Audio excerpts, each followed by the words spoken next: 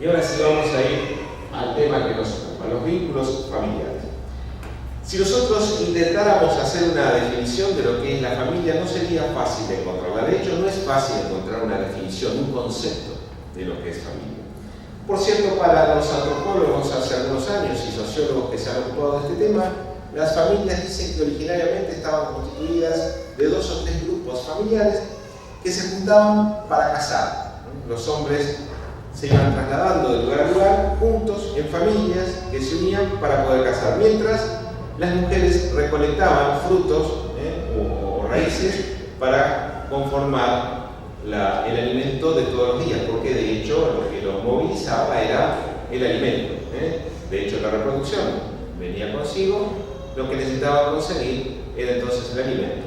Esto era un concepto de familia, que con el paso del tiempo esto se fue modificando. Y después, a lo largo de la historia de la humanidad, aparecieron determinados hechos o circunstancias que también cambiaron el concepto de familia, razón por la cual se hace un poco difícil definir, dar un concepto de lo que es familia. Sí podemos decir que en todo caso en las familias lo que reina o lo que debería reinar en este grupo de personas que se unen por determinada situación, el afecto. Eso debería ser el común denominador para tener un núcleo familiar. De hecho, la familia se ha visto impactada por distintos sucesos a lo largo de la historia.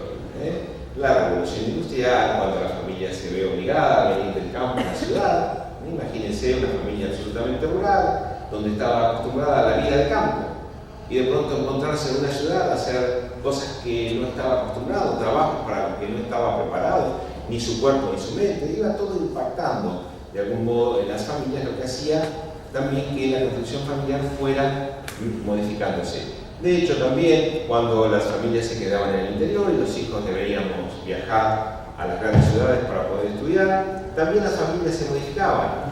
Antes de que esto sucediera, el hijo estaba hasta los 25, 30 años, 35 años viviendo con sus padres.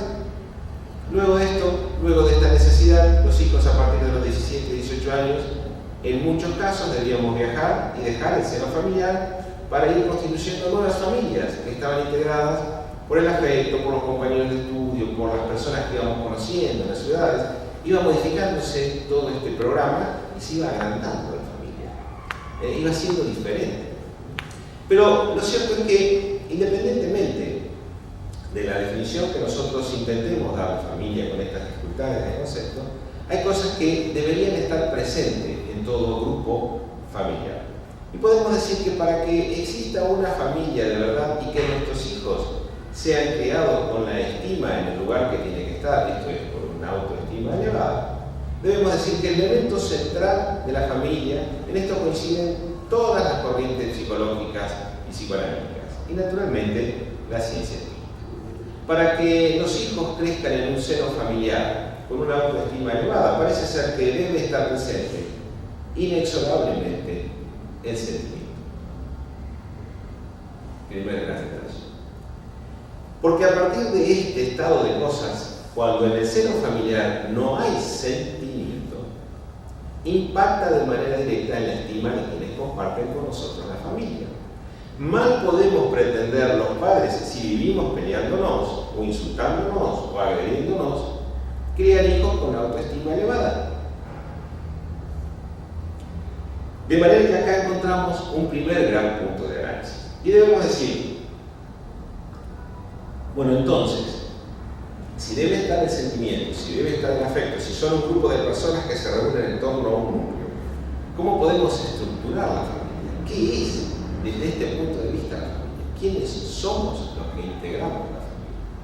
Y para nuestra ciencia espírita, bendita ciencia espírita, en la que nosotros nos animamos a profundizar y ahondar el tema, decimos que en todo vínculo familiar, en toda familia, lo que sucede es que se reúnen espíritus afines. En condición de esposa, en condición de esposo, en condición de padre, de madre, de hijo, en condición de papá biológico o mamá biológica, o papá adoptivo o mamá adoptiva. En todos estos casos son espíritus que convergen hacia un núcleo por alguna razón determinada. No es por azar que soy hijo de tal, hermano de tal, esposo de tal, esposa de tal. Hay una razón que determina que esto sea así. Esta razón de afinidad, desde el punto de vista de la doctrina espírita, empieza a dar las pautas centrales de este análisis que nosotros estamos intentando desentrañar, puesto que, como decíamos al principio, no es fácil determinar un concepto de familia por todo esto que venimos diciendo. Pero podemos decir que es un grupo de espíritus que se reúnen en torno a un núcleo a partir del cual el afecto sería el elemento central, el sentimiento sería el elemento central que debería reinar en ese grupo de familia. Esto es, nos reunimos en familia para amarnos, independientemente de que lo consigamos. Eso es una cuestión de resultados. Nuestra obligación es hacer todo lo que esté a nuestro alcance para amarnos. Porque esta afinidad que nosotros hacemos mención no siempre es afinidad en la virtud. Y acá aparece otro concepto que enmarca la ciencia espírita, que difícilmente lo puedan encontrar en otras ramas de la ciencia. No siempre es la afinidad en la virtud lo que hace que las familias se reúnan. A veces la afinidad tiene que ver con el delito. Espíritus acostumbrados a vivir en el delito se reúnen en un núcleo familiar también para saldar deudas recíprocas. No son amigos, no son afines, no hay sentimiento. Hay en todo caso una misma idea delictiva que les ha unido a lo largo de los años, pero no son afines en la virtud.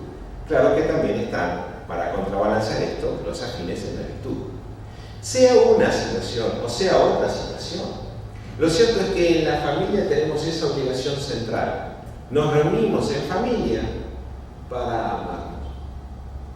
En todo caso, o en muchos casos, para aprender a amarnos. Porque no siempre en el seno de la familia es el sentimiento lo que está presente. Muchas veces esa afinidad entre hermanos no está presente. Y es más común la afinidad entre amigos que entre hermanos.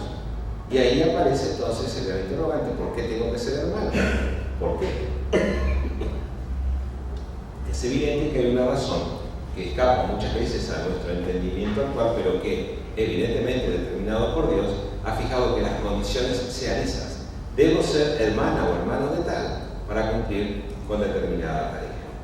Ustedes podrán preguntarse, o lo que es muy común en esta relación de vínculos familiares, se nos pregunta muchas veces: ¿y esto del hijo que se parece a tal y la hija que se parece a tal, qué tiene que ver en el seno de la familia? ¿Qué tiene que ver con la herencia? ¿Cuánto tiene de real? Porque a la hora de empezar a hablar en estos temas y entender que el cuerpo procede del cuerpo, pero el alma, como decía la lectura del inicio, no procede del alma, el cuerpo procede del cuerpo, más el espíritu no procede del espíritu, empezamos a decir, bueno, ¿y las condiciones genéticas? ¿Las condiciones orgánicas? ¿Cuánto tienen que ver en esto? En todo caso, tienen que ver. Y esto es extraordinario para justificar algunas cuestiones. Yo escucho a muchas madres que por ahí destacan la virtud de la hija.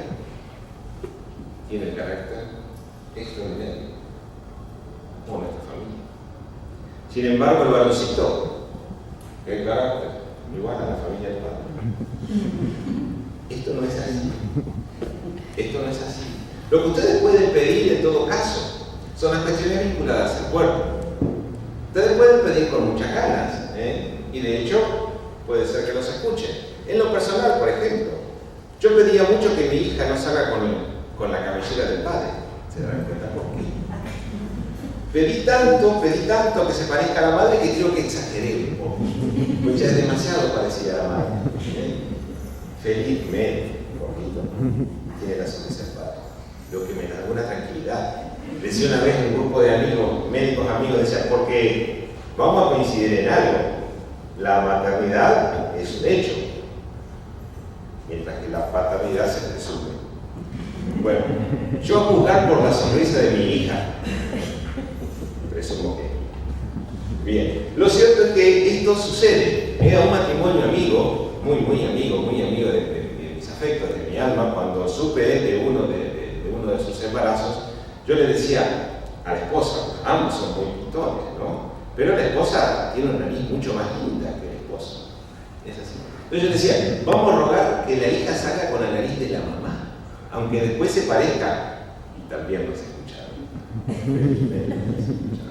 Bueno, nosotros podemos pedir mucho desde lo biológico, desde lo orgánico, mas lo que tiene que ver con el espíritu, lo que tiene que ver con el alma, eso no depende de los padres. En todo caso, si un hijo sale rebelde o nos aparece rebelde, es porque ese espíritu es rebelde en consonancia o en sintonía o en afinidad con la rebeldía de alguno de los padres. Mas no es la genética la que determina la rebeldía de los padres. De ningún modo. Sí puede ser la afinidad. La bondad de los hijos no es que es bueno como la madre o bueno como el padre. Puede serlo, pero no por genética. ¿Es bueno como la mamá o bueno como el papá? Porque son espíritus afines. Porque son espíritus afines. Mi hija es preciosa como la mamá por genética. Tiene la risa del papá por gracería.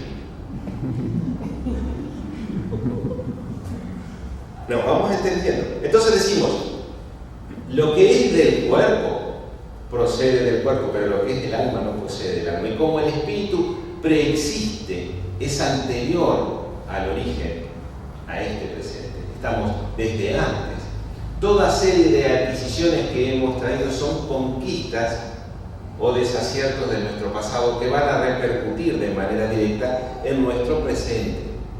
Y va a hacer que tengamos determinadas características. Ahora bien, como padres de familia tenemos esta otra obligación, que es la de educar, es la de formar caracteres en nuestros hijos.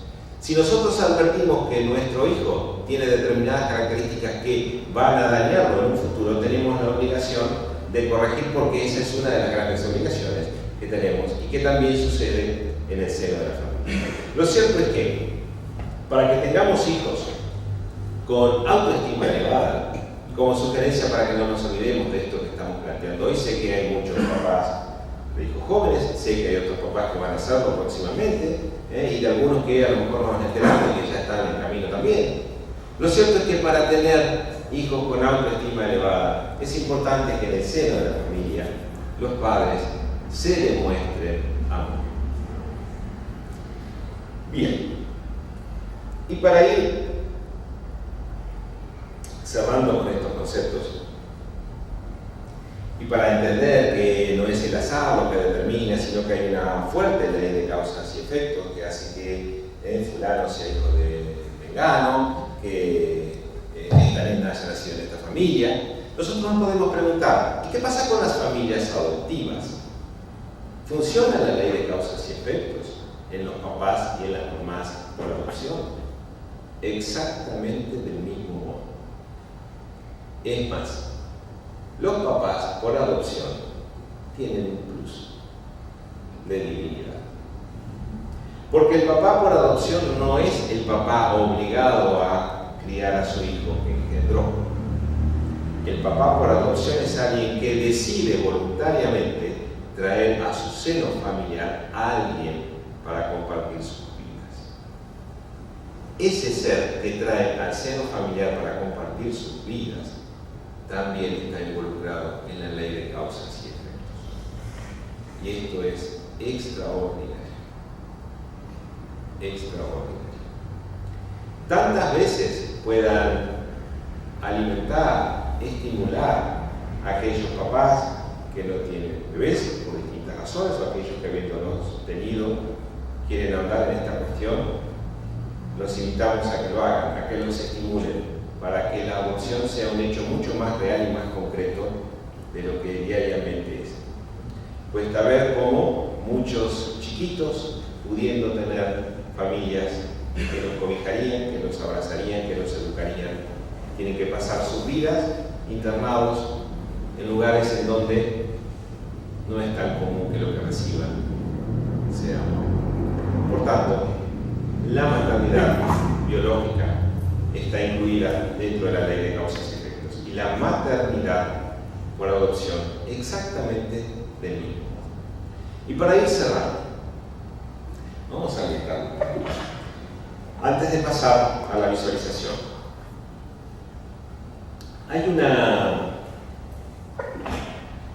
En este principio de ley de causas y efectos que marca a todas las familias, hay una atracción que se determina entre los padres y los hijos. Hay una afinidad más marcada. Aquellos que somos padres, lo sabemos perfectamente. Si son padres de más de hijos, sabrán perfectamente que a veces los hijos tienen más afinidad con unos que con otros. Cuando es menos habrá que conquistarlo, y cuando es más habrá que ayudar a que el otro se ponga a la par. Eso es una atracción que tiene que ver con la afinidad generada en vidas pasadas, digámoslo con todas las letras. Es así. Los vínculos familiares, esa necesidad de compartir en el seno familiar, hace que estos vínculos aparezcan con mayor afinidad en un caso que en otro. Pero hay un hecho central y hay una historia extraordinaria real que yo la voy a compartir con ustedes antes de pasar a la visualización terapéutica y que tiene que ver con los vínculos biológicos. Resulta ser que hay vínculos biológicos, vínculos o impulsos que nacen a partir de la gestación misma. En el proceso gestacional se van cimentando también esos vínculos biológicos que con el paso del tiempo se hacen muy fuertes y que generan también ese ida y vuelta de atracción que genera el otro vínculo, el afectivo. Hay una historia preciosa, chicos, absolutamente real. Yo no tengo en claro en este momento las fechas, pero la historia la tengo muy clara y se las voy a contar, la voy a compartir con ustedes. Hace algunos años, en un centro educativo integral, posiblemente el más extraordinario de Latinoamérica, la Mansión del Camino, en Brasil, posiblemente sea el más extraordinario, de hecho, si no es el más extraordinario, es para todos nosotros un modelo de institución a seguir. En esa institución extraordinaria que ayuda espírita, naturalmente, es un centro educativo integral espírita, con todas las letras. En ese centro educativo en que se asiste a niños, ancianos, madres, tiene una cantidad de trabajo, una tarea que es realmente deslumbrante, es impresionante. Podríamos estar horas enteras detallando todo lo que se hace, pero hoy no es el momento. Sin perjuicio de lo cual, si alguien quiere saber, hay mucho material para que puedan ver todo lo que se hace en este centro de amor. Y en este centro de amor, hace algunos años, una mujer absolutamente caída en desventura, en desgracia, pobreza, martirio, sufrimientos, amenazas, desesperación. Esta mujer deja en la puerta de este centro educativo, en la Mansión del Camino, un niñito, un varoncito, chiquitito, recién nacido. Y la mujer se va. Nadie vio a la mujer, mas sí encontraron la criatura en la puerta. Naturalmente esa criatura fue recibida, acogida, educada, instruida, recibió el trato familiar, con la autoestima como debe ser, con padres, en este caso padres adoptivos, en una mansión que lo amaron y hicieron un hombre de bien. Pasaron los años, alrededor de 20, y se presenta en la mansión una mujer que cuenta esta historia, que hace 20 años atrás, signada por la pobreza, la desgracia, los infortunios, esos golpes que a veces la vida da y que en general a una mamá castigan de una manera inusual. Dice, yo hace 20 años tuve que hacer esto, pero lo dejé aquí porque yo sabía que aquí quienes lo iban a adoptar, lo iban a cuidar, lo iban a criar, iban a hacer de mi hijo un hombre de bien. Y sé que eso pasó. Puede ser que yo conozca a mi hijo. Entonces le explicaron las autoridades de la mansión que era un poco difícil, porque ella se iba a presentar 20 años después. Dejó una criatura, un bebé de 1 o 2 días de vida, y iba a encontrar un hombre de 20 años. Iba a ser un poco difícil que ella pudiera detectar quién era su hijo.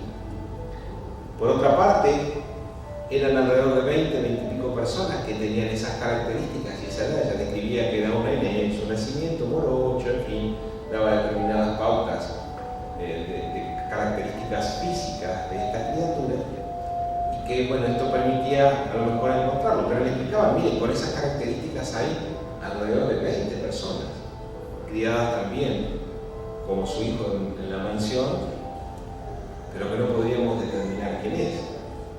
Yo podría verlos. Claro.